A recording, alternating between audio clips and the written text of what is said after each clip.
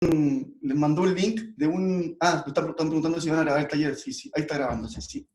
Está grabando, así que si puedes comenzar de nuevo la primera parte, así que saludos en el Claro. segundo, no hay problema. No. Bueno, ya, ahora sí, pero estamos justo comenzando, así que no hay problema. Bueno, les decía que le pedí a Mau que mandara una breve encuesta, y es muy breve porque son 5 preguntas de alternativa al grupo de WhatsApp que se formó, ¿sí?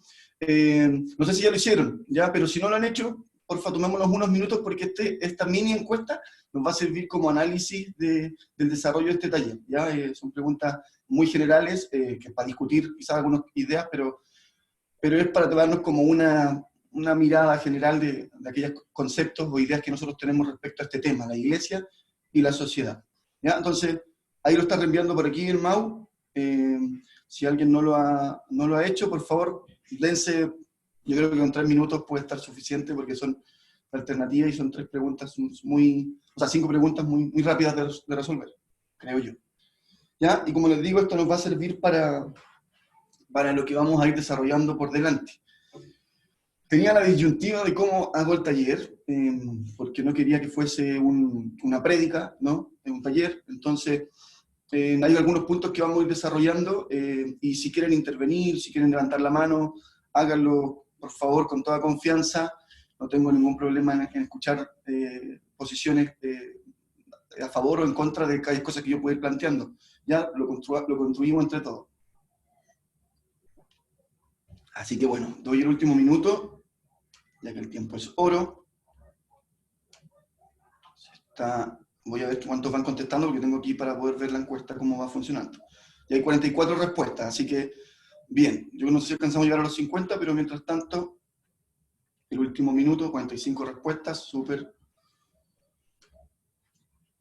Ok. Los que están con el celular y respondiendo ahí mismo, espero que no tengan fallas en esa dinámica. Ok, luego de eso, gracias de verdad por responderla, porque como les digo, es útil para el taller. Vamos a ir a la propuesta, ¿ya? O al fondo del taller. Y para eso, algunos conceptos o términos que son importantes de considerar, términos generales, conceptos generales. Si alguien toma nota, anótelos porque van a ser importantes dentro de este taller. El concepto de sociedad, el primero de ellos, ¿ya? El orden de los factores no altera el producto, pero de sociedad. Iglesia, política, otro concepto. Estado, otro concepto.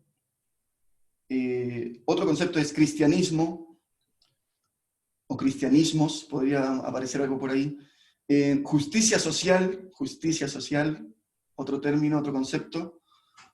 El último es laicidad o laico, ¿ya? Más conocido, más común escuchar la palabra laico que laicidad, ¿ya? Hay otro por ahí, laicismo, pero en eso no sé si vamos a entrar tanto ese tema. Bien, entonces la propuesta es la siguiente. Vamos a desarrollar 4 puntos, y el primero de ellos es definir algunos conceptos. ¿Qué es iglesia y qué es sociedad? ¿Ya? Primero por iglesia, ¿qué entendemos por iglesia? Sorry que hagamos esto, pero creo que también es importante porque ayuda mucho al concepto del taller. Iglesia la podemos definir desde 2 miradas, ¿ya? La mirada teológica o la mirada institucional. Permítanme hacer esta definición o esta forma de poder graficarlo. La mirada teológica se relaciona al concepto del reino de Dios, ¿ya? El establecimiento del reino de Dios en la tierra, ¿ya? La misión que Jesucristo entrega a sus discípulos, ¿cierto?, de ir y hacer discípulos por todas las naciones, tiene que ver con esto que a Pedro le había dicho: Pedro, sobre esta roca edificaré mi iglesia, ¿cierto?, mi casa, la eclesía, etc. Entonces, bueno, el reino de Dios aquí en la tierra, la familia de Dios aquí en la tierra, la novia, se le conoce también, etc. Pero bueno, iglesia desde la mirada teológica podríamos entenderlo de esa forma. Si voy muy rápido o hay algo que pase por ahí, hagan parar nomás. La encargada de portar las buenas noticias, como decíamos, ¿cierto? El evangelio, las buenas noticias. La eclesía, ¿ya? Del griego eclesía, ¿cierto? Del término, de los términos que se dividen en ek, que es para afuera, como es salir, ¿cierto? Y eso da a entender un propósito. La iglesia tiene un propósito no dentro, sino fuera, en el territorio en el que se dispone, en el que se despliega. Entonces, este término de eclesía tiene que ver con una fuerza centrípeta, no centrífuga, no que absorbe, sino que se propaga, sino que se extiende, sino que llega a otros lugares, y es un poquito lo que el Señor le dijo a los discípulos cuando están ahí, estaba por ascender, ¿no? Le dice Jesús, quédense en Jerusalén hasta que sean revestidos del poder de lo alto, y me sean testigos en Jerusalén, y punto, ¿no? No, le dijo en Jerusalén, Judea, Samaria, hasta lo último de la tierra. O sea, propaguen este reino, lleguen a todos los lugares, hasta el último rincón del mundo, hasta Chile, hasta la más pequeña isla, hasta todos los lugares lleguen con el reino de Dios. Así que este es el primer concepto, ¿cierto?, respecto a cómo podemos entender iglesia o eclesía, el concepto teológico que ya bien creo que todos conocemos. Pero hice una separación con el concepto institucional, porque si uno dice iglesia, en una conversación cotidiana de universidad, de trabajo, lo que se viene a la mente a la mayoría de la gente es una institución, un organismo, podríamos decir, más bien jerárquico, más bien muy dogmático, ¿cierto? Poco de organismo y más de institución, digámoslo así. Hace referencia a un concepto temporal y terrenal, relacionado a la historia misma. Por ejemplo, la Iglesia Católica. Cuando uno habla de la Iglesia Católica, habla de una historia, ¿no? Ya vamos a ver algo más adelante bien interesante respecto a eso, pero habla de una historia, de un momento, donde la Iglesia se conforma o se institucionaliza como tal, ¿no? Como la Iglesia del poder, del imperio, etc. Entonces, eso es bien interesante porque marca una tendencia de la Iglesia, marca una tendencia de la Iglesia institucional, digamos. Bueno, esos conceptos importantes de tener en presente, ¿ya? El otro concepto que dijimos que íbamos a definir es el concepto de sociedad, ¿ya? ¿Qué es la sociedad? La sociedad es una forma de vida consensuada por quienes hacen parte de ella, ¿ya? Se consensuan en relación a un lenguaje, a una cultura, a un sistema de gobierno, a un sistema económico, entre otras cosas, ¿ya? Todo eso hace parte de una sociedad, la sociedad chilena. Nosotros si decimos, ¿cómo es la sociedad chilena, bueno, habla español, ¿cierto? Tiene una cultura ligada a lo popular, podríamos decir, no hay mucha injerencia hoy en día, hay más injerencia de migrantes o de otros pueblos que han llegado a Chile, pero si bien es cierto, Chile no fue una colonia de otros muy grandes de otros países. Entonces, es más bien criolla, mestiza, etc. ¿Ya? Bueno, entre otras cosas que podemos descubrir y que todos conocemos de nuestra idiosincrasia chilena. La sociedad, entonces, se compone de estos factores, ¿ya? Por contraposición, o no, quizás más bien un sinónimo, ¿ya? El otro concepto ligado a esto es el Estado, ¿ya? El Estado. Este es un concepto muy importante, y lo quiero mencionar, aunque el tema no es iglesia y Estado, sino que es iglesia y sociedad, pero el Estado hace parte de la sociedad, ¿ya? Y como Estado podemos entender una comunidad social con una política común y un territorio común, ¿ya? Que es soberano e independiente, ¿ya? El Estado de Chile tiene estas características, ¿cierto? Un territorio común, una política común, ¿cierto? Un modelo de presidencial, un modelo donde se dividen los poderes, etc. Bueno, eso se compone de algo más orgánico, institucional, que vendría siendo lo que es el Estado. ¿Sí? ¿Vamos bien hasta ahí? ¿Veo un dedo para arriba por ahí? ¿Me se escucha bien? Bien, ya, gracias Camila, gracias Rodrigo, qué bueno. Felipe. Gracias. Sí, por ahí escucho a alguien. Sí, ¿podrías repetir la definición de Estado, por favor? Sí. Como Estado, la definición que busqué y un poquito parafraseo es una comunidad social con una política común y un territorio común, ¿sí? Que es soberano e independiente. ¿Sí? Eso, ¿ya? Bien, como segundo punto, porque no me quiero trampar en esto todavía, porque el meollo va más hacia adelante, como segundo punto es, ¿qué relación tienen ambas? ¿Ya? ¿Cómo se relacionan ambas? ¿Dónde vemos los encuentros, ¿no? Y depende. ¿De qué depende? Según cómo se mire, dice no, dice el poeta. Según cómo se mire, y efectivamente es según cómo se mire, porque la relación de la iglesia y la sociedad está muy ligada también al tiempo donde ésta se está desenvolviendo. Por ejemplo, San Agustín, uno de los padres de la iglesia, primero como, digamos, como líderes de la iglesia, posterior a Pablo, a Juan, el último de los apóstoles, San Agustín escribe un libro que se llama La ciudad de Dios, sí, y en ese él grafica o diferencia.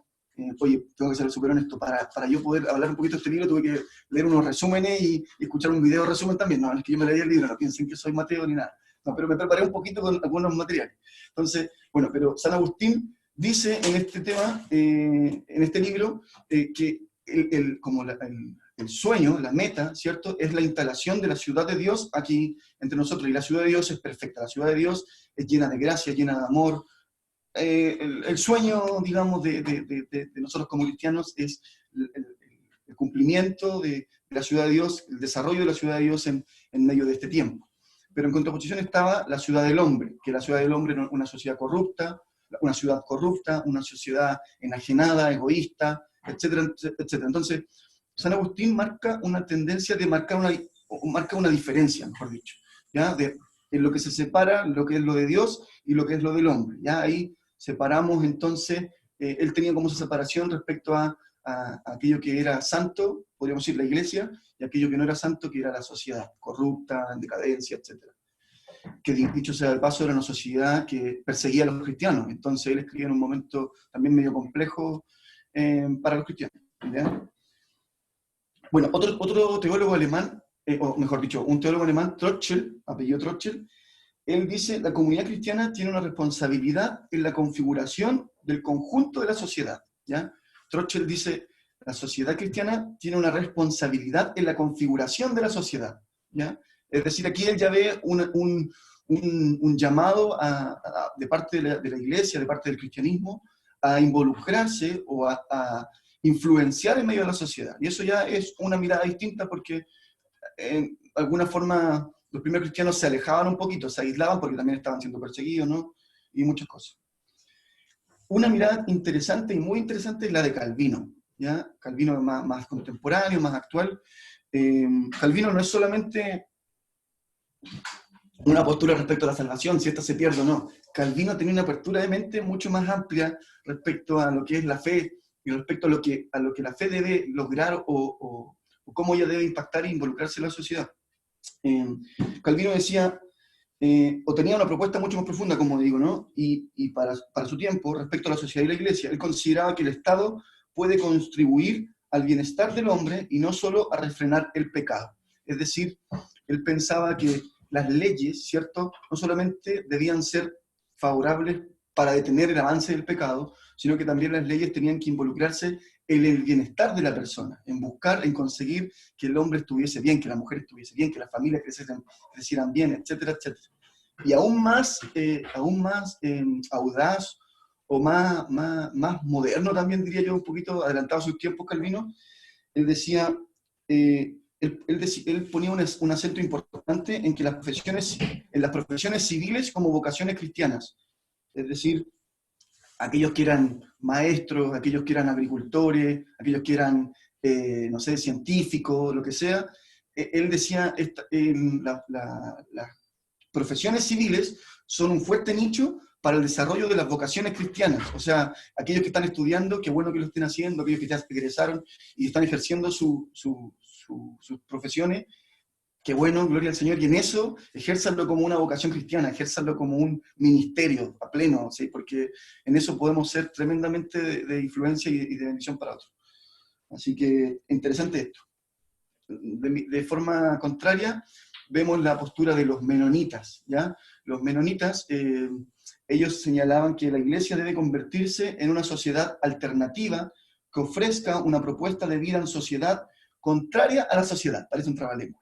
Pero finalmente era que vivir en aislamiento y de esa forma, en el aislamiento, construir una sociedad que no se contaminara con la otra sociedad, ¿no?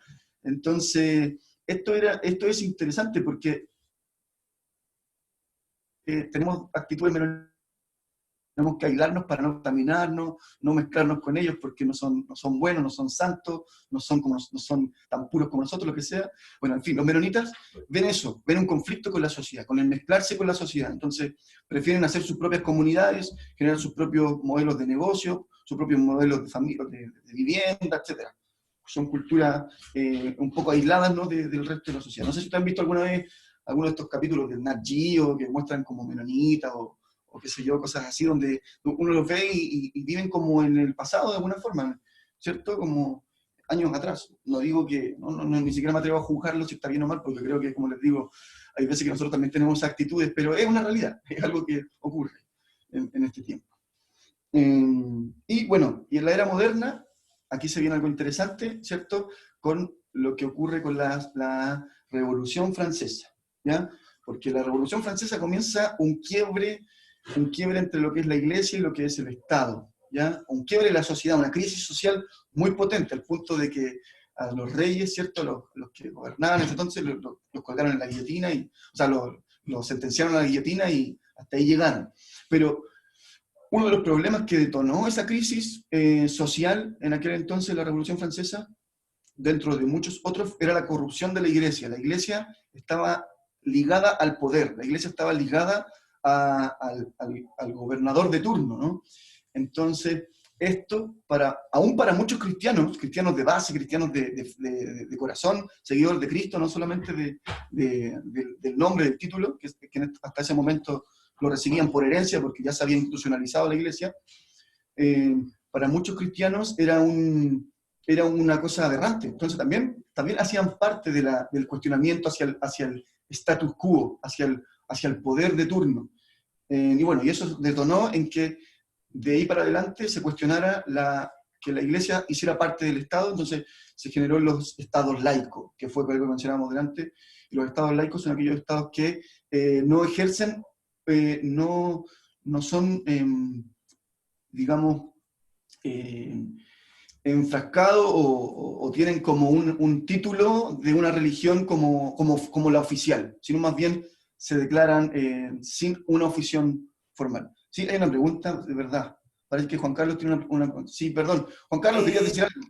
Sí, es lo que se conocía antiguamente la relación trono-iglesia, o sea, trono-altar. Claro, Eso claro. era lo cual corrompió mucho a la iglesia y también dejó la forma. Era eso. Sí, Juan Carlos, gracias, hermano. Exactamente. Lamentablemente, el poder corrompe. Y no fue lo que el Señor vino a instaurar, ¿no? Bueno, ya vamos a llegar hacia eso.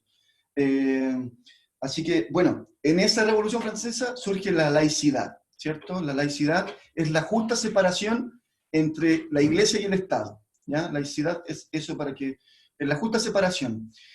Hay extremos, como el laicismo, que proponen que la Iglesia, o la fe, o el cristianismo, o cualquier religión, se debe limitar a lo privado, al ámbito de lo privado, y no se puede manifestar públicamente porque eso ya se transforma en una imposición hacia otros de alguna u otra manera.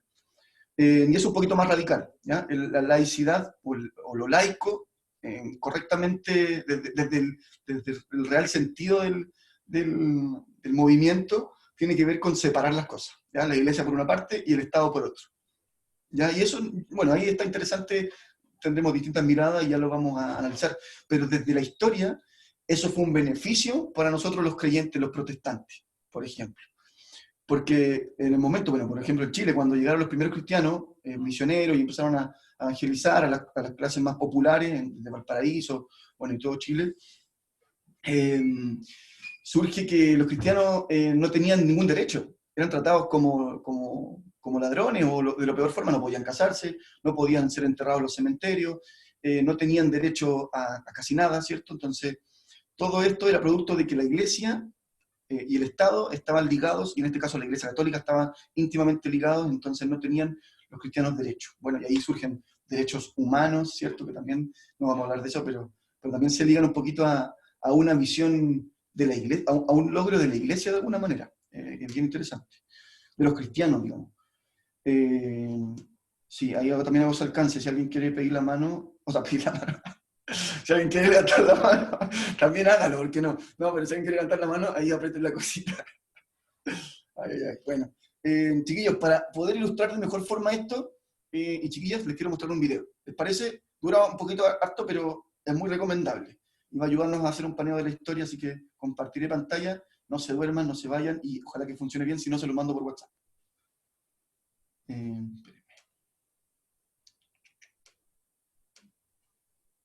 Ok, entonces ahora comparto la pantalla. ¿Se ve algo? ¿Sí? Sí, Okay. compa, se ve súper bien. Gracias. Les comparto este video entonces y dura 8 minutos 20, así que con paciencia véanlo, está muy bueno.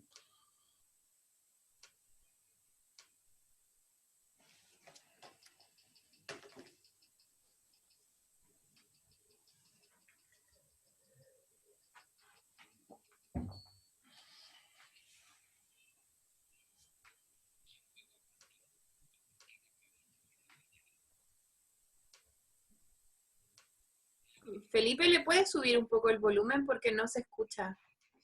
Dame un segundo, tienes Sí, toda la razón. Pipe, hay que sacarlo de nuevo y poner compartir audio cuando compartes pantalla. Ok, pongo las dos entonces. Ya, a ver, vamos acá. Comparto pantalla y pongo compartir sonido a la computadora, ahí sí. Ahí está. Y ahí te avisamos si está muy fuerte o muy bajo. Gracias, ya. Voy de nuevo.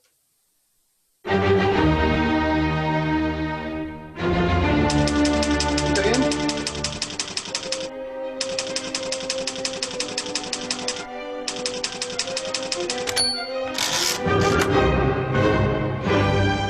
¿Quién fue Constantino y por qué cambió la historia del cristianismo? En la última entrega de esta serie afirmamos la continuidad creativa que existe entre el ministerio de Jesús y la vida de la iglesia primitiva. Jesús de Nazaret anunció que el reino de Dios se había acercado. Ese anuncio fue materializado en la experiencia de los primeros cristianos, que reconocían a Jesús como el Mesías de ese nuevo reino de justicia y paz. No había nada de abstracto en ese reconocimiento, sino que implicaba una nueva forma de vivir y relacionarse con los demás. Semejante actitud era un acto crítico y subversivo que disputaba la hegemonía del Imperio Romano, un sistema que demandaba la adoración del César como hijo de Dios y Señor. Hay una palabra que describe al cristianismo primitivo en su contexto: alternativa. La eclesía, entendida como comunidad mesiánica, fue una opción renovadora dentro de la realidad del Imperio Romano. Pero como dice Antonio González, existen dos condiciones imprescindibles de cualquier alternativa. No se puede ser alternativa sin ser visible y comprensible por el contexto como una forma verdaderamente atrayente, pero tampoco se puede ser alternativa sin ser distinto de la sociedad circundante. Desde su lugar descentrado, la Iglesia desarrolló prácticas de justicia al interior de sus comunidades. Los primeros cristianos no necesitaban de la legitimación, la ayuda o el visto bueno del Estado para poner en práctica los principios del reino de Dios. Había un nuevo rey que ya estaba gobernando entre aquellos que lo reconocían como tal, y eso posibilitaba la construcción de una nueva sociedad en la que, como dice Pablo en Gálatas, ya no hay judío ni gentil, esclavo ni libre, hombre ni mujer, porque todos son uno en Cristo Jesús. La Iglesia en sus primeros tiempos no era aliada del Estado, más bien era proscrita y perseguida. Sus prerrogativas eran a menudo tomadas como sediciosas. Pero una serie de eventos que sucedieron a lo largo del siglo IV le cambiaron la cara al cristianismo para siempre. Es lo que se conoce como giro constantiniano, y para entenderlo tenemos que presentar a Flavio Valerio Aurelio Constantino, más conocido como Constantino el Grande, emperador del Imperio Romano entre el 306 y el 337 después de Cristo. En el año 313, Constantino proclamó el Edicto de Milán, en el que quitó la proscripción al cristianismo. Esto significó el fin de la persecución y el comienzo de una nueva era de libertad religiosa. Con el tiempo, esa libertad fue seguida de favoritismo hacia la Iglesia. Tan solo 12 años después del Edicto de Milán, Constantino convocó el Concilio de Nicea, una reunión con enormes consecuencias para el futuro de la cristiandad. Constantino confirmó las decisiones del concilio y las convirtió en leyes de todo el imperio. Tiempo después de Constantino, el emperador Teodosio I llevó su legado a un nivel antes inimaginable. El Edicto de Tesalónica, del año 380, convirtió al cristianismo niceno en religión oficial del Imperio Romano. El edicto decía: ordenamos que tengan el nombre de cristianos católicos quienes sigan esta norma, mientras que a los demás los juzgamos dementes y locos, sobre los que pesará la infamia de la herejía. Estas decisiones imperiales derivarían, eventualmente, en una total alianza entre la Iglesia y el Imperio que definió la sociedad europea de todo el medioevo y que se extiende de muchas formas hasta nuestros días. El cristianismo había dejado de ser perseguido para convertirse en perseguidor. La Iglesia, que antes había subvertido la hegemonía imperial, se convirtió en la nueva hegemonía. Se suele denominar constantinismo a esta alianza carnal entre la Iglesia y el Estado. Es un término que describe a una religión que adquiere un carácter oficial en un gobierno. En los tiempos de Constantino y después de siglos de persecución, los cristianos se sintieron enormemente aliviados por la llegada de una nueva era. No solo se habían terminado las torturas y martirios, sino que de pronto el imperio mismo se había vuelto el brazo poderoso que llevaba adelante la misión de la Iglesia. Pero esa alianza costó cara. La alternativa cristiana, tan creativa en tiempos de persecución, entró en crisis cuando se vio rodeada de los privilegios y las responsabilidades que implicaba ser la religión del Estado.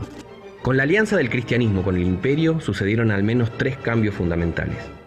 El primero tiene que ver con el aspecto individual de la Iglesia. El constantinismo significó que ser cristiano ya no era una condición excepcional, que los creyentes recibían por gracia y aceptaban libremente. El título cristiano empezó a describir no a personas, sino a toda la sociedad. Una religión estatal cambia las reglas del juego. Ya no existe un éxodo personal, ni es necesario aceptar voluntariamente el señorío de Cristo para entrar en el reino. El segundo cambio tiene que ver con el aspecto comunitario de la Iglesia. Cuando el cristianismo se volvió religión oficial del imperio, empezaron a desaparecer muchas de las formas específicas de la solidaridad cristiana. Cuando todo el mundo es cristiano por nacimiento o por obligación, ya no hay espacio para que la comunidad cristiana sea una sociedad alternativa. Ya no son necesarias nuevas relaciones, ni prácticas justas y misericordiosas, ni estructuras alternativas. Una nueva sociedad que se impone desde arriba no es nada más que la misma sociedad de siempre, pero con ropa nueva. El tercer gran cambio que acarrió la alianza entre el cristianismo y el imperio tiene que ver con la proyección social de la Iglesia. Jesús predicó un tipo de fe definida por una no violencia radical. Esa actitud marca el mensaje del Sermón del Monte.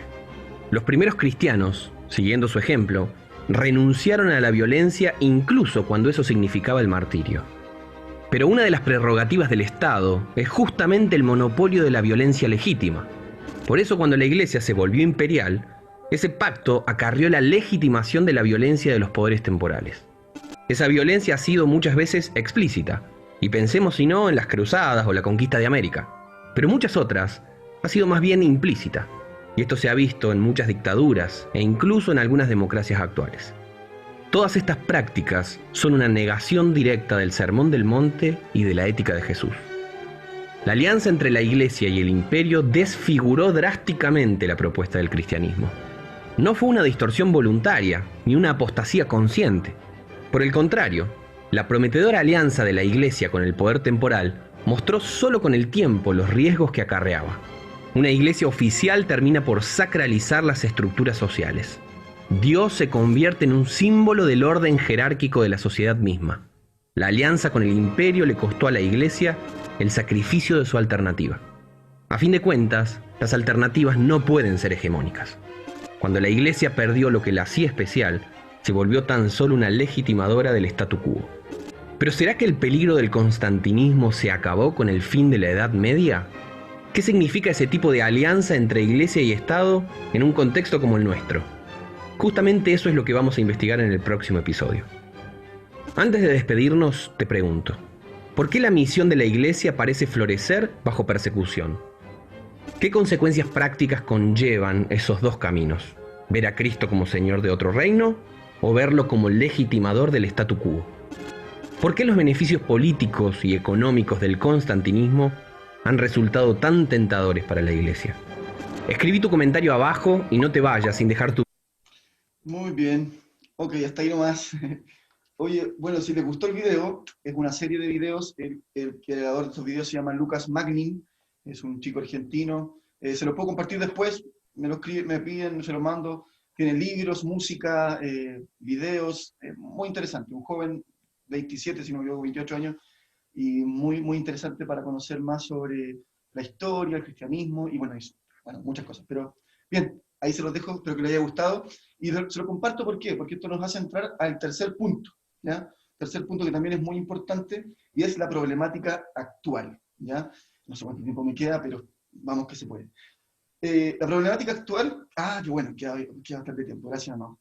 La problemática actual habla de una sociedad en crisis, y hablo específicamente de la sociedad chilena, pero en el mundo está en crisis. En general, distintos países que uno puede informarse a través de televisión, redes sociales, etcétera, ve cómo las sociedades están volviéndose en contra a sus gobiernos, volviéndose en contra a sus sistemas de turno, o al sistema mismo, o a formas de discriminación de distintas maneras, etc.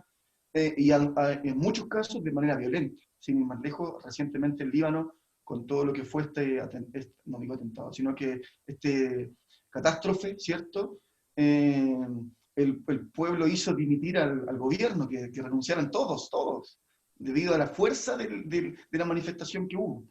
Entonces, bueno, pero hablando de lo local, hay una sociedad que está en crisis, una crisis institucional. Yo creo que hay un descrédito hacia todas las instituciones, ¿sí? Hablo de la política en general, toda la política está viciada, toda la política está corrupta, toda la política uno no lo logra conquistar o de alguna forma hacer sentir parte de un proyecto a la gran mayoría de los chilenos, ¿no? Ahí se ve reflejado la baja cantidad de votantes que hubo en la última elección presidencial, y el alto número de abstenciones que existen. Creo que todo eso ha cambiado un poquito en este tiempo de estallido social, pero las cifras dan cuenta de que hay un desencanto. La gente vota por el menos malo, ¿sí? Hay muy poca gente que vota por un proyecto político, digámoslo así, y un proyecto político partidista, también tengo que decirlo, porque hay una diferencia entre la política partidista, que es aquella que muchos cristianos nos resistimos, porque son ideologías, porque son conceptos más bien humanos y carnales que poco impacto traen realmente a la vida del hombre, o una política como tal, que significa finalmente el gobierno, ¿no? El arte de gobernar, como un buen político como José, etcétera, otros que siempre salen a relucir en estos casos cuando uno dice los hombres de la Biblia que fueron políticos, o mujeres también que eran juezas, etcétera. Bien interesante diferenciar eso, porque no digo que militar en algún partido político, por si alguno lo hace, esté mal. Para mí no está mal. No sé si para algunos lo esté, pero para mí no está mal. Creo que hay que separar las cosas así, porque uno, si pretende cambios reales en la vida de las personas, el cristianismo es el que más se acerca a producirlo. Lo demás pueden ser cosas más superfluas, pero también no por eso menos lícitas, menos válidas. Muy bien, pero entonces esa crisis institucional se arrastra a la política, se arrastra a las fuerzas de orden. Carabineros, una institución muy deslegitimada también hoy en día, a las fuerzas también eclesiásticas. Toda la iglesia, uno habla de iglesias y bueno, yo no sé si han visto, pero en muchas parroquias o en muchas iglesias hay frases que dicen la única iglesia, no sé, como encendida, la iglesia que arde, o la iglesia basura, lo que sea. Y se refiere muy bien a ese concepto de iglesia institucional, jerárquica, como decíamos anteriormente, o veíamos en el video, constantiniana, ¿cierto? Que se ligó con el poder y se encarnó ahí y no se soltó de ahí. Que se alejó finalmente del ideal de Cristo, del ideal cristiano, que no iba por ahí, ¿no? Me parece. Bueno, entonces, toda esa crisis institucional, toda esa crisis social, se ve reflejada como un desafío para nosotros como cristianos. Pero también, sumado a eso, una sociedad polarizada, una sociedad muy polarizada.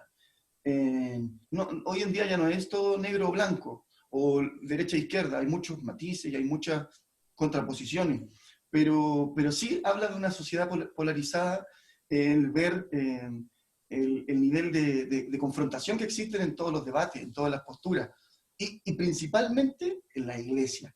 Yo creo que la iglesia está bastante polarizada, en realidad, con esto que hemos vivido últimamente a propósito de crisis sociales que se vienen arrastrando en nuestro país por tanto tiempo.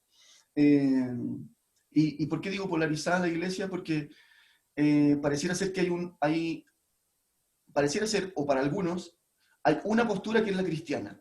Los cristianos somos así, o los cristianos pensamos así. Y eso, los que son así, no son cristianos. No están bien, no están en lo correcto. Y yo les quería preguntar, ¿qué es lo cristiano respecto a aquellas cosas que nos polarizan o nos encrespan un poco, nos ponen un poco los pelos de punta? ¿Qué es lo realmente cristiano? Bueno, para que quede abierta la pregunta. Lo que haría Cristo. Lo que haría Cristo, dice, ¿quién? Yo, Eric.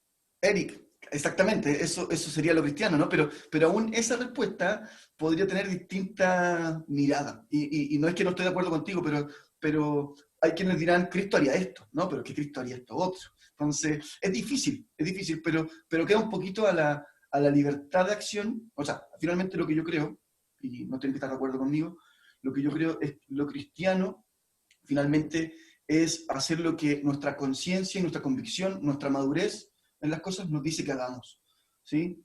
Entonces, puede ser un poquito variada la mirada de distintos, si hablamos de cosas específicas, pero finalmente es la madurez de cada uno, es la convicción o la sensibilidad, la conciencia de cada uno, que te lleva a tomar o tener una mirada de tal o cual forma.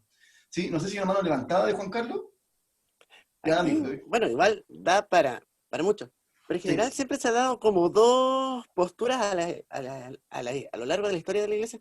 Una que es más como, digámoslo así, revolucionaria, que es más profética, en la cual apelaba a los cambios o apelar a lo que era la voluntad de Dios, y otra que es más proestatista o más conservadora, que por ejemplo sería un poco como un Pablo, un Pedro, que diciendo el respeto al César, obedezcan, y los profetas decían de que este tiempo se va a acabar, que el estado del hombre, que el templo se va a terminar. Entonces igual, siempre por lo general, las grandes, o sea, al final igual, el pensamiento igual político chocan entre esas dos grandes visiones, que es más Exacto. conservadora y más, digámoslo así, más profética. Entonces, todo el debate siempre ha estado en ese choque.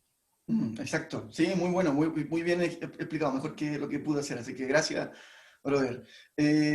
Exactamente, hay una polarización en eso, y a veces llevada al extremo, y el extremo es cuando una mirada te condena, o una posición condena a otra, o elimina a otra, deja desvalida o desacredita otra postura, porque no es la que él o ella piensa que es la correcta. ¿Ya? Eso se ve en los extremos siempre de la sociedad. Creo que veamos algo de la encuesta. Ahora es este momento de ver algunas cosas de la encuesta que pudimos hacer. Déjenme compartirles esto. Bien, los resultados fueron los siguientes. ¡Tarán! Ok, la primera pregunta decía, ¿debe la iglesia involucrar en temáticas sociales? La mayoría dijo, el 49% de los participantes dijo que sí. Un 2% dijo que no, y un 7,3% dijo que no lo sé. Muy bien. Bueno, hay una postura, una mirada general mayoritaria respecto a que sí nos debemos involucrar como iglesia en las temáticas sociales. No dije cuáles, pero ahí se menciona.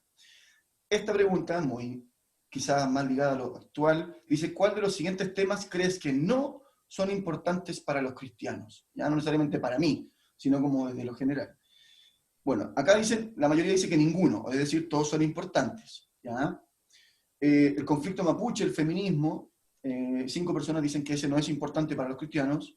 El aborto, lo LGTBIQ+, legalización de drogas, la adopción homoparental, quizás ligada a cosas más desde el ámbito moral. 3 personas dicen que para la iglesia eso no es importante.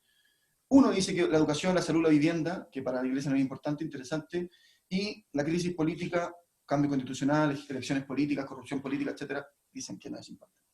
Bueno, qué interesante conocer un poquito de las posiciones que podemos nosotros manifestar en estas preguntas que compartí. Esta está más dividida, acá está interesante. Miren, ¿cuál crees que es la respuesta? ¿Cuál crees es la respuesta de la iglesia en lo general a las crisis sociales? Reaccionar, actuar desde la defensiva, solamente 14 personas dijeron que esa es la actitud o la respuesta más habitual de la iglesia. Reaccionar o actuar desde la defensiva. Proponer, actuar desde la oportunidad. Ahí hay 25 personas, la mayoría dice que la iglesia propone, ¿ya? Propone actuar desde las situaciones, y 16 personas dicen que la iglesia es indiferente a las situaciones sociales, no manifiesta una posición. Ok, penúltima pregunta.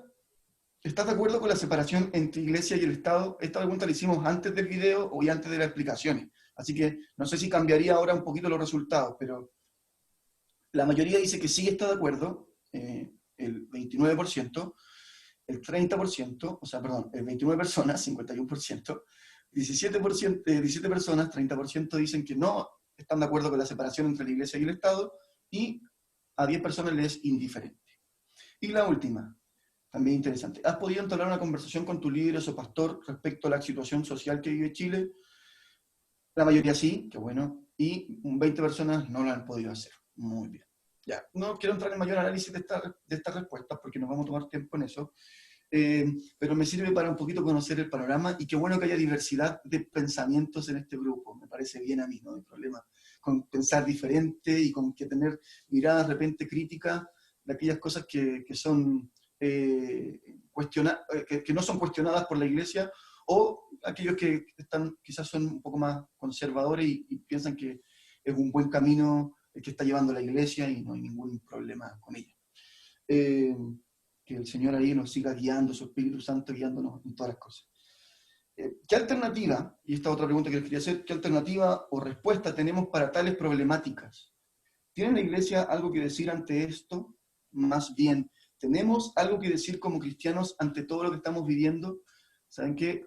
Una de las razones, o uno de los análisis que hacen sociólogos y algunos periodistas que leí por ahí respecto al estallido social que tuvo lugar hoy en Chile, y por qué fue hoy y no antes, fue porque esta generación que viene de la Revolución Pingüina, que viene de algunas manifestaciones pasadas ya, no le tiene tanto miedo a la opresión, no le tiene tanto miedo a lo que pueda generar el impacto, la devuelta a la manifestación, a la revolución, digamos.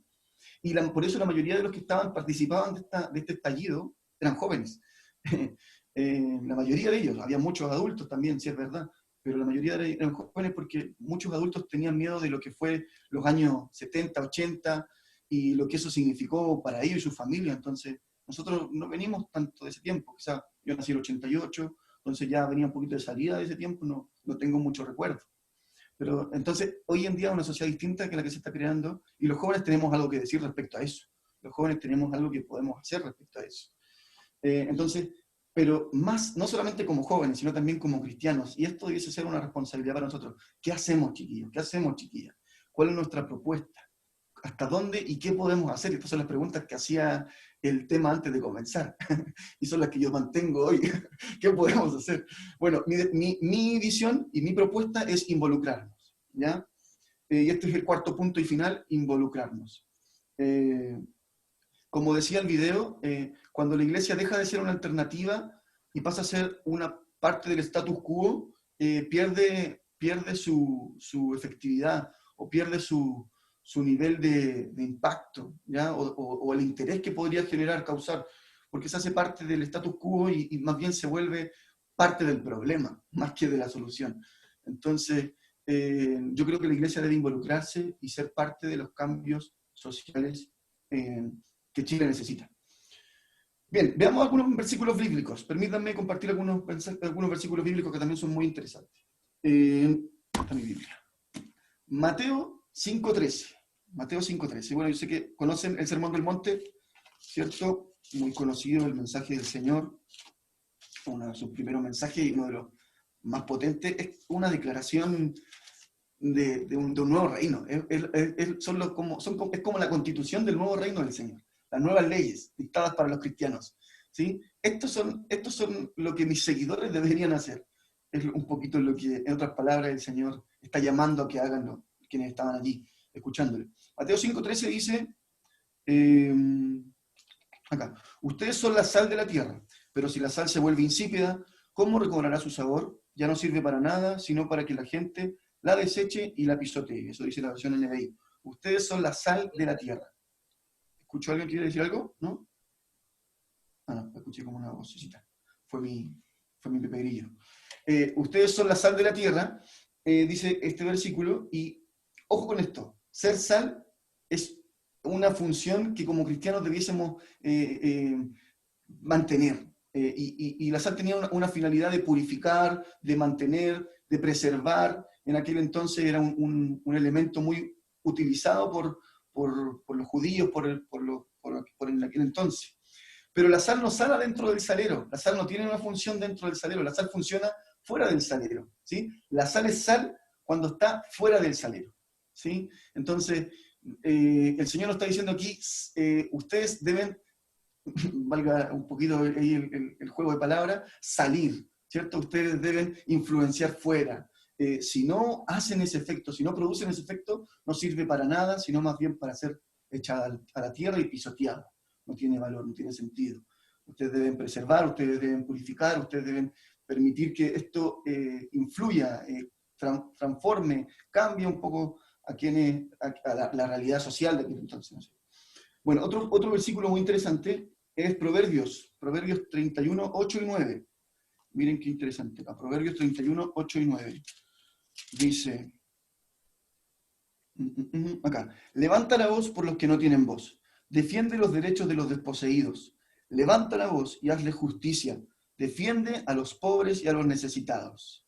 A nosotros nos gustan los proverbios, a mí me gustan. Sobre todo cosa guardada, guarda tu corazón, de hermana a la vida, eso dice la palabra del Señor. Pero también dice, levanta la voz por los que no tienen voz. Defiende los derechos de los desposeídos. Y aquí el sabio rey le está escribiendo al rey Lemuel, bueno, si uno lee los versículos antes, y le está dando esta señal a aquel que tenía la labor o la misión de gobernar, ¿cierto? Le está diciendo, hey, levanta la voz, defiende a los que están desposeídos, defiende a los que están siendo vulnerados, defiende a los más pobres. Entonces, es un buen versículo para tener en cuenta. Defiende a los que sufren, ponte en el lugar del necesitado. Otro versículo, Santiago 1, 27. Santiago 1, 27 dice, la verdadera religión, la religión sin mácula. A ver, ojo, lo leo, para no mandarme un carril. Felipe, disculpa. Sí, ¿quién habla? Acá, Cote. No lo veo. ¿Dónde está? No, estoy con la camarita para acá, dice Cote. Ah, ya, vale. Feo. Sí. Ah, bueno, no me importa. ¿Puedes, por favor, repetir la cita de Proverbios? Proverbios, sí, perdóname, hermano. 31, del 8 al 9. Ya, gracias. 31, 8 y 9, de nada, hermano. Bueno, Santiago decía 1.27, dice así. La religión pura y sin mancha delante de Dios, nuestro Padre, es esta: atender a los huérfanos y a las viudas en sus aflicciones y conservarse limpio de la corrupción del mundo. Si alguien se cree religioso, si alguien dice ser religioso, y con religioso no nos referimos a un fariseo, sino a alguien que vive una fe y que se ha vuelto a religar con Dios, la verdadera religión es, como dice este versículo, ¿cierto?, atender a los huérfanos, a las viudas en sus aflicciones y conservarse limpio de la corrupción del mundo. Que nuestra religión sea conocida no por lo que prohíbe, sino por lo que hace. ¿Sí? Que nuestra religión sea conocida por eso. Ah, tú soy de la religión cristiana. Ah, tú soy de los que no pueden hacer tal y cual cosa. Sería lindo que nos conocieran como, ah, tú eres de los que ayudan a las viudas, a los que tienen, no sé, hogares para los niños del Sename. Hoy, seguro hay, no digo que no hay. Sé que hay muchas iglesias muy pro en eso, que trabajan muy bien en eso, pero que nos conozcan de esa forma, ¿cierto? Qué interesante sería, no por lo que estamos prohibiendo, que no se puede hacer. Zacarías 7, de 9 al 10. Zacarías 7, de 9 al 10. También es importante este versículo, porque tiene que ver con lo que el Señor dice, es el resumen de la ley, en que se resume todas las cosas. Déjenme encontrar Zacarías, que ahora no lo encuentro. ¿Dónde está Zacarías, chiquillo? ¿No se acuerda? Por aquí. Y acá sí.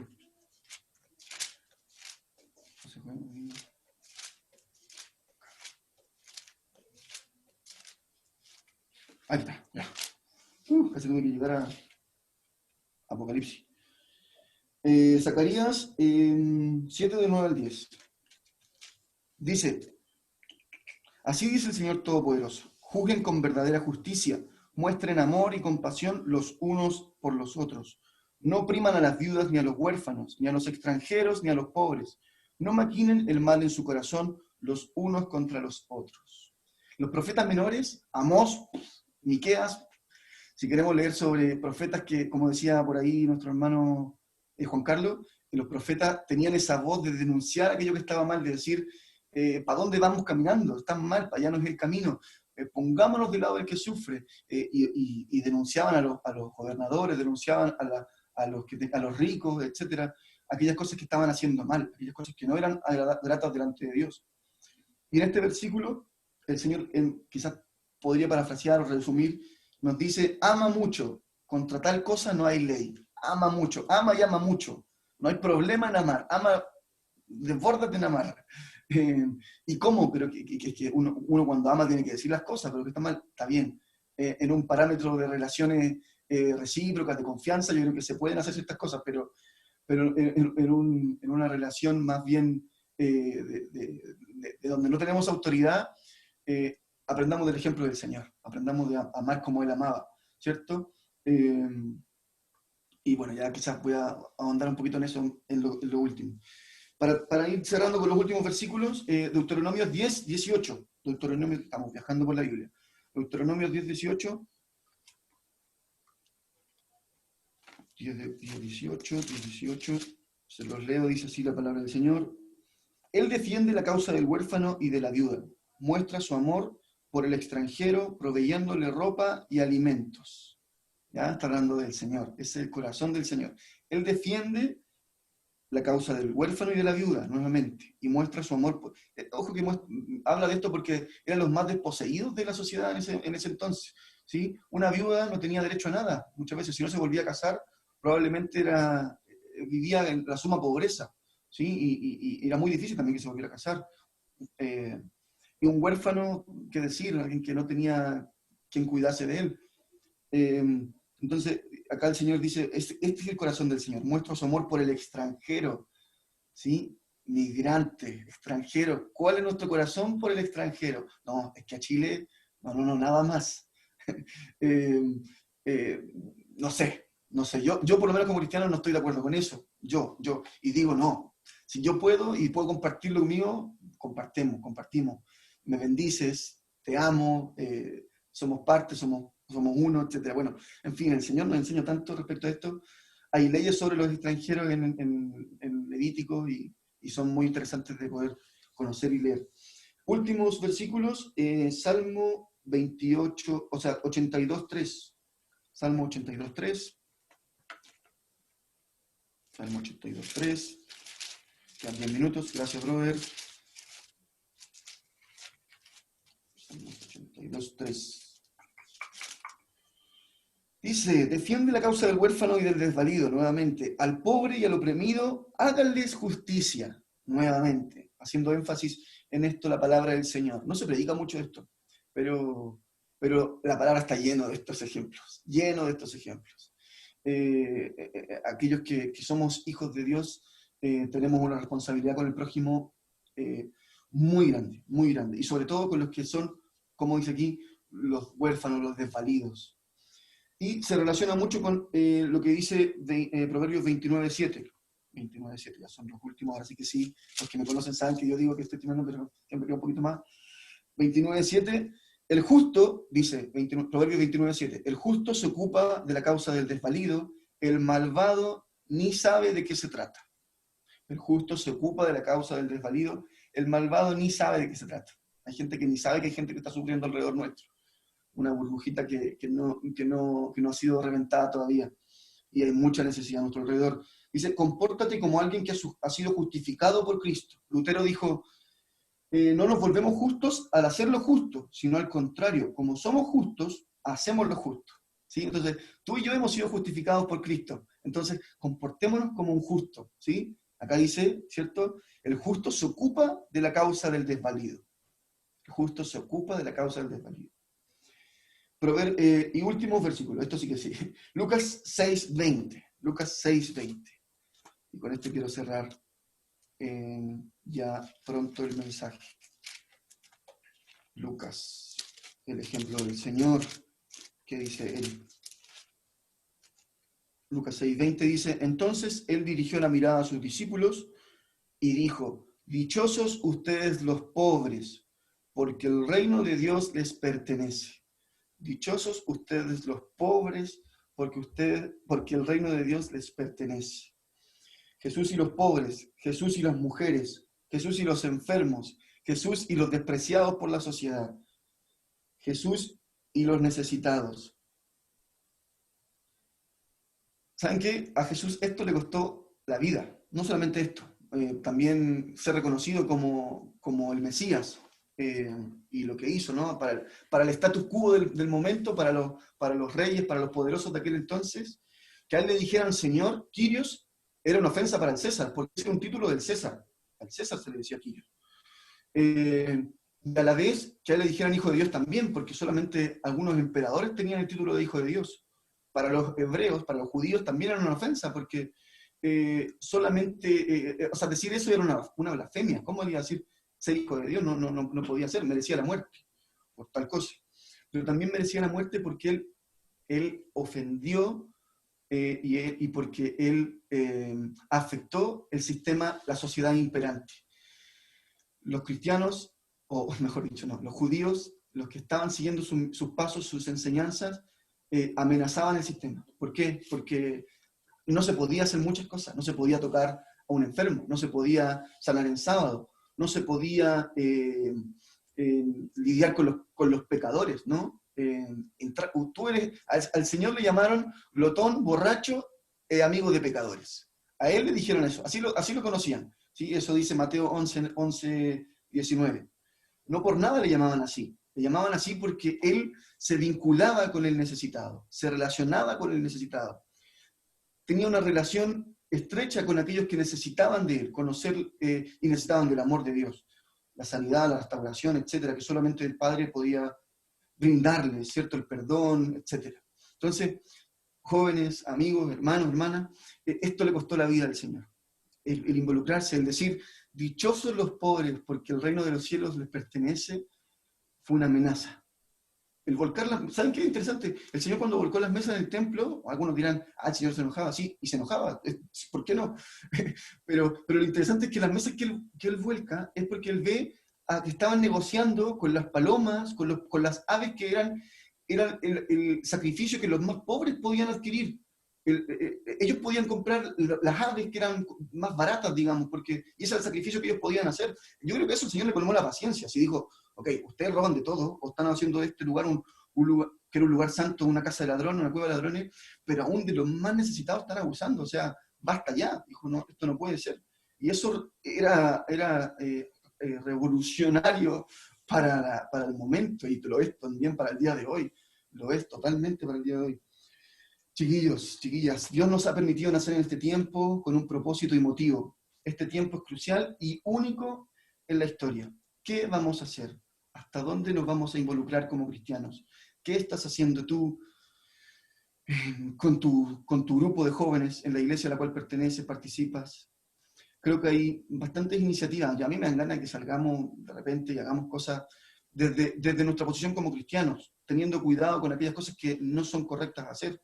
En estas cosas de manifestaciones da para todo, ¿no?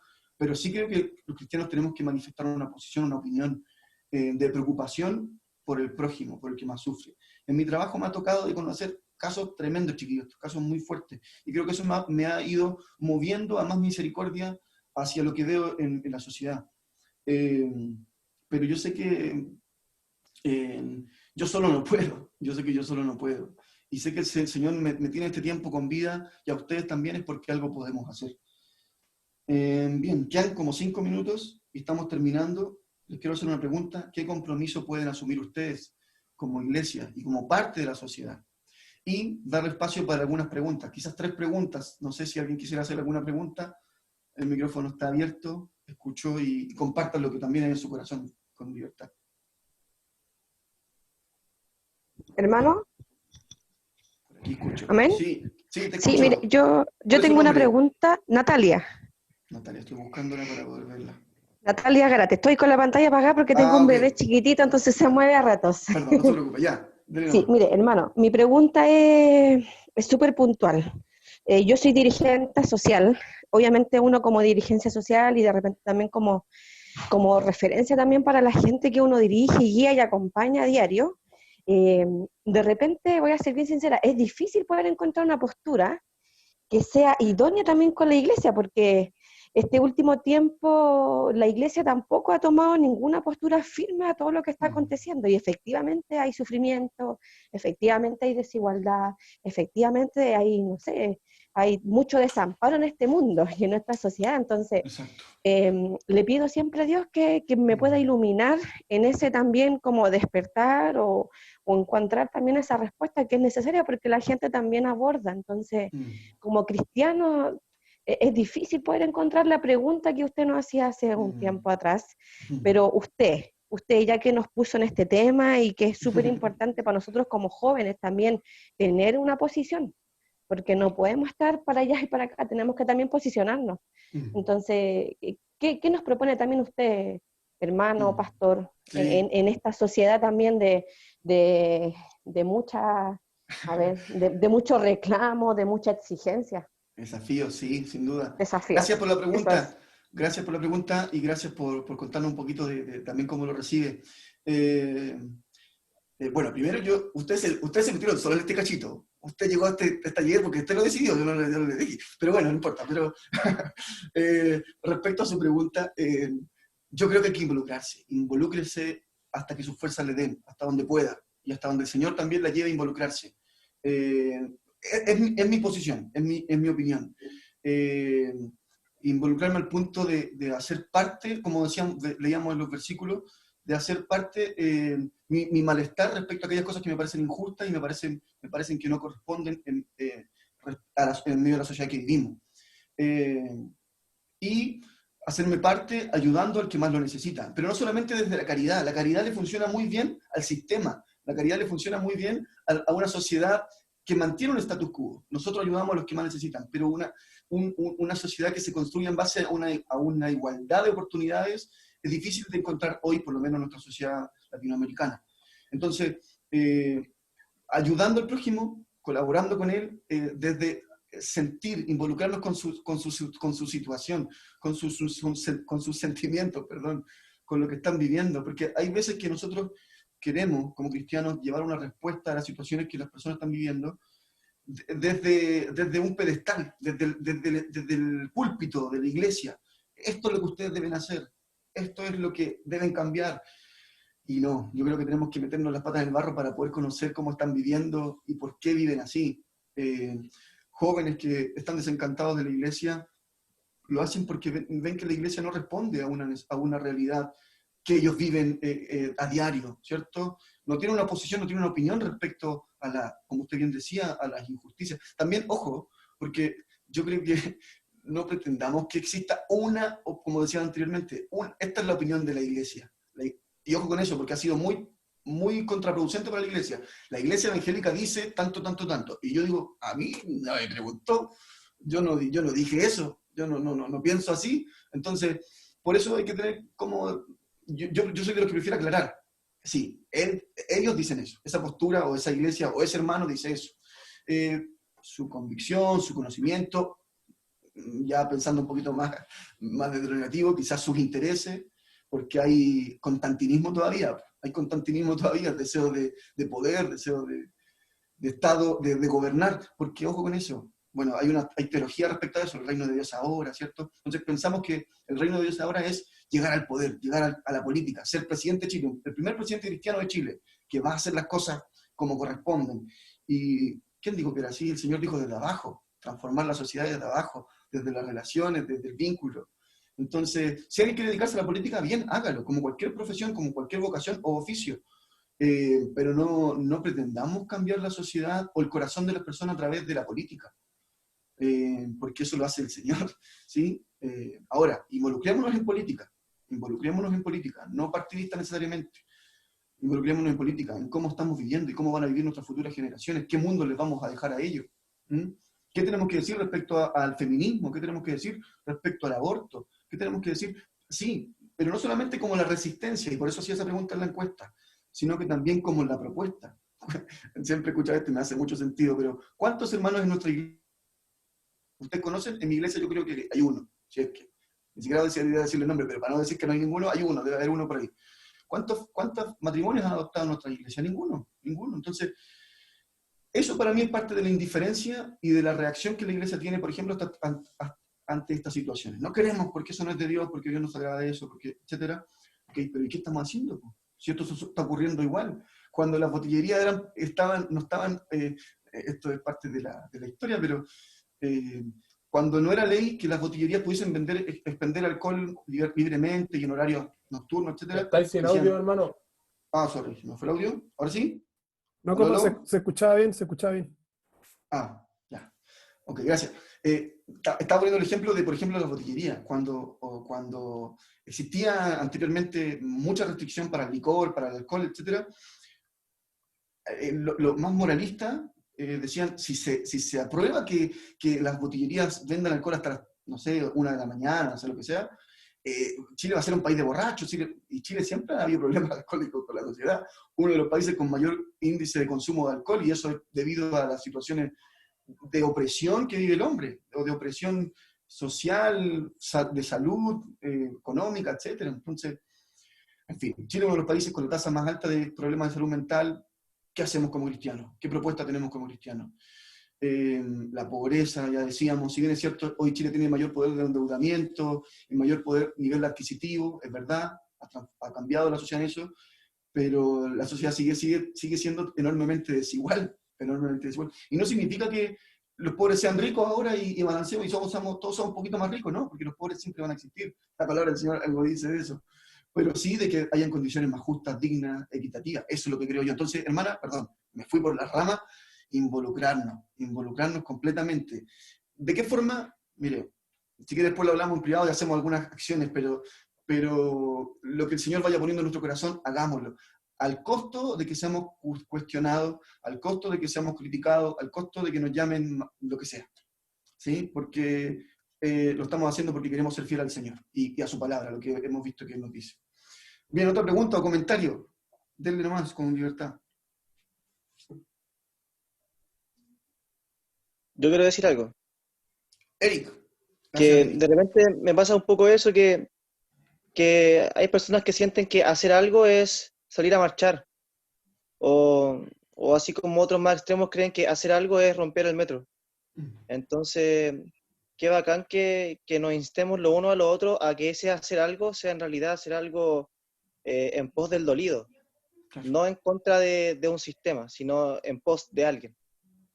Claro, las injusticias existen, está bien manifestar la opinión en contra de ellas, pero las iniciativas que yo sé que hay dentro de los jóvenes que comiencen a armarse, pues. De repente puede que hasta haya oposición de parte de los líderes, oposición pastoral, que igual ese es un problema, no sé si tiene algo que decir respecto de eso, pero tampoco podemos quedarnos de manos cruzadas, pues, si la iglesia no está dentro de 4 paredes. Sí. Gracias, Eric. Tal cual. Bueno, por supuesto. Yo creo que creo que un cristiano no debiese llegar a eso, ¿no? Conozco cristianos que son muy extremos, la verdad, tengo que decirles, de avalar la violencia o de validarla como una forma de descontento, no necesariamente que la ejerzan, pero la validan a propósito de que una expresión social, etc. Pero estoy de acuerdo contigo, como cristianos tenemos que cuidarnos en eso, en no caer, bueno, primero, ni siquiera tanto en los personalismos, sino que más bien en la necesidad de reestructurar, de cambiar aquellas cosas que no están bien en nuestro país, en este caso, en nuestra sociedad. Entonces, ¿y de qué forma lo podemos hacer? Por supuesto que pacíficamente hay muchas formas. Otro de las bienaventuranzas dice, bienaventurados los pacificadores, porque no me acuerdo bien si dice, porque ellos verán la paz, no estoy seguro, ahí me olvidó muy bien, no me acuerdo muy bien. Pero pacificadores dice en la traducción, o buscando eso, es los que trabajan por la paz. Los pacificadores no son los amor y paz, no, nosotros somos amor y paz, no pasa nada, andamos tranquilitos, no haga eso, no está bien. No, los que trabajan por la paz. Es decir, se ponen en acción, están haciendo algo por ella. Y en otro versículo, ya en el Antiguo Testamento dice, la paz, la justicia producirá paz. Ahí sí que después le buscamos la cita, pero interesante también eso, porque ¿cómo podemos encontrar paz? ¿Cómo podemos obtener paz si no hay justicia? Entonces, trabajar por la paz es muy importante. Y hacerlo de distintas formas, claro, manifiestos, culturalmente, bueno, gracias a Dios se han articulado muchos grupos cristianos. Respecto a tu pregunta a los líderes cristianos, la verdad, bueno, los chiquillos que me conocen, que son parte del grupo de anclados que hago parte yo, nosotros tratamos de tener una relación más transversal en nuestras relaciones, entendiendo que el Señor es por sobre todo a quien obedecemos. Pero bueno, hay un respeto, hay una honra, ¿cierto? Donde hay cosas que vamos preguntando, ¿y qué piensa esto? ¿Qué le parece a usted, pastor? ¿Qué le parece a usted, líder? Porque hay un tema de honra, de respeto hacia ellos. Entonces, tal cual, háblelo con sus pastores, dígale, pastor, sabe que estoy movido a esto. Si te dice que no, ora, dobla tus rodillas, el Señor te va a abrir puertas y el Señor te va a decir lo que tienes que hacer. No sé, no tengo idea yo qué querrá el Señor que haga específicamente, pero si te dice que no, ora. Seguramente el Señor te va a dar claridad respecto a qué viene, cuál es el paso a dar, si será uno totalmente fuera de lo que tú imaginas o será simplemente trabajar la paciencia como un fruto del Espíritu que es muy necesario. Ya, estamos terminando, pero la última pregunta. Gracias, perdón, Eric, espero que te ayude un poquito lo que... La última. ¿Quién se anima? ¿Comentario, pregunta? No hay más. Bien. ¿Yo? Sí. Ya, justo tiempo. Catalina. Sí. Es que, ¿cómo uno sabe lo que es lo que Dios quiere para tu vida? O sea, encuentro que hay muchos caminos y hay muchas maneras de obrar bien, pero hay muchas, por ejemplo, en mi caso, hay muchas profesiones. Y esas profesiones de distintas maneras ayudan y nos sirven como personas para ayudar y acercarnos al Señor y enseñar la palabra. Pero ¿cómo uno sabe que está bien o que está mal? O si Dios quiere lo que está haciendo. Hay una predica de este mismo Lucas Magnin, gracias Catalina por tu pregunta, se llama ¿qué rayos es la voluntad de Dios? Que alguien me explique, después escúchenla por ahí. ¿Qué significa eso? ¿Qué es la voluntad de Dios? ¿Cómo sé qué es la voluntad de Dios? Finalmente, en el momento de la decisión. Catalina, confía en el Señor nomás. Confía en el Señor. Lo que te venga a la mano por hacer, hazlo según tu fuerza, dice la palabra. Y tú me dices, bueno, pero es que tengo muchas cosas por hacer en la mano. Hazlas. ¿Sabes qué? Bueno, como les decía, yo soy profesor de educación física. ¿Qué hace un profesor de educación física dando un taller como este? Porque en verdad no es su área, ¿no? Dios me llevó a trabajar en otra cosa, bueno, estudiar teología y mi formación vocacional. Les decía eso delante. Estudia lo que Dios te dé la oportunidad de hacer, estúdialo. No creas que Dios va a limitar tu acción o tu llamado a lo que estudiaste. Dios te va a sorprender. Y probablemente, y por eso es distinto, que vocación, llamado y profesión. Son tres cosas distintas, ¿sí? Entonces, si vas a estudiar, no sé, enfermería, hazlo para la gloria del Señor. Trata de ser una buena enfermera, va a llegar el momento en que Dios te va a decir, ok, Catalina, dale para acá, es momento de cambiar, o quizás a tercer año, quizás en cuarto año, tu último año de carrera, Dios te diga, Catalina, cámbiate. Y tú decís, pero no, he perdido toda mi plata. Ojo, Dios puede hacerlo. Entonces, confía en Él nomás, confía en Él, nada está dicho, confía en el Señor y deja que Él te guíe respecto a estas decisiones, qué es lo correcto, porque todo parece bueno. Sin duda que guardar silencio no es bueno. Martin Luther King decía, cuando los buenos callan, la maldad se multiplica.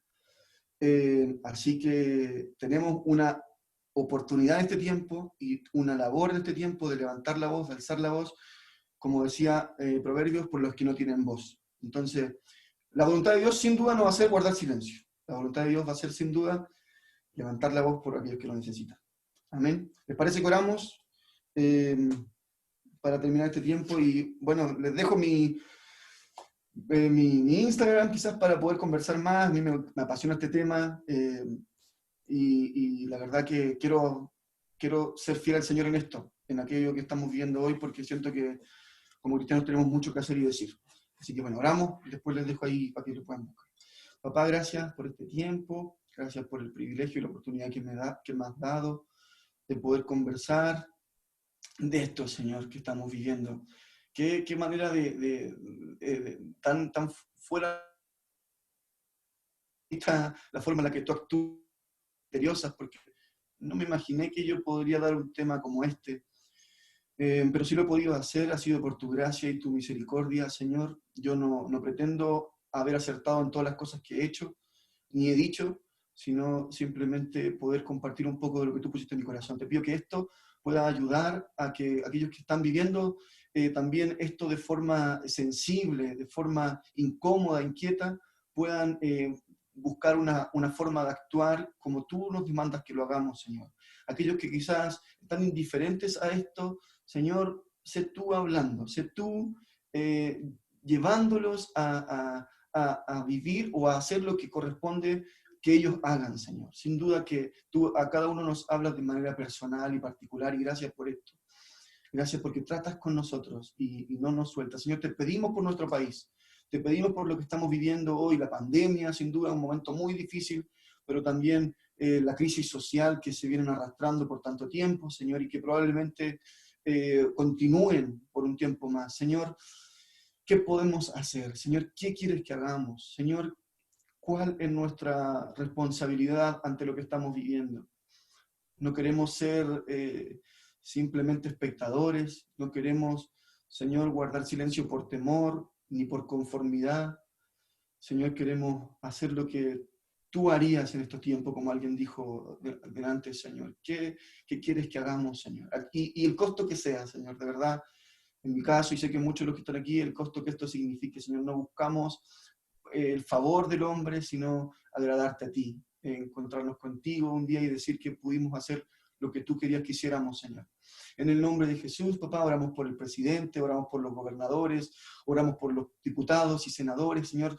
Padre, pon temor en ellos y sabiduría en este tiempo. También pon de tu temor, Señor, para que las decisiones que tomen no las hagan en base a intereses personales o de un grupo, sino del bienestar de todos nuestros hermanos, hermanas, de nuestros compatriotas, Señor, en Chile. En el nombre de Jesús oramos por la causa mapuche, oramos por la causa feminista, oramos por cada una de las causas, Señor, que hoy en día se levantan y están tomando fuerza y de repente como cristianos no sabemos qué hacer. Oramos por estas causas, Señor, para que tú las direcciones, para que tú las encauces, Señor, y lo que sea correcto de parte de tuya, Señor, se logre, se haga, se obtenga, Señor. Oramos por nuestras iglesias, por nuestros líderes, por nuestros hermanos y hermanas, para que estemos a la altura del desafío que esto significa. Gracias, Señor. Te amamos profundamente y hoy estamos agradecidos de que nos consideres, Señor. En el nombre de Jesús. Amén.